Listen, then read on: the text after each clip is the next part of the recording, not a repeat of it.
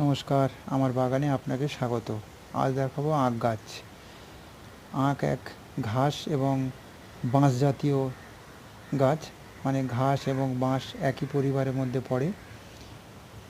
আর এর বৈজ্ঞানিক নাম স্যাকাবাম অফিসিনারাম। পৃথিবীর আখ উৎপাদনে ব্রাজিল, ভারত এবং চীন প্রথম, দ্বিতীয়, তৃতীয় স্থানে আছে। এটি বর্ষজীবী উদ্ভিদ, গ্রীষ্মমণ্ডলীয় এবং উপক্রান্তীয় অঞ্চলের উপযুক্ত চাষভূমি। এর রস থেকে চিনি এবং গুড় উৎপাদন হয়। প্রথাগতভাবে আখের কাণ্ডের একটি টুকরোর 2/3 মাটির নিচে পুঁতে দেওয়া হয় বা চাষ করা হয়।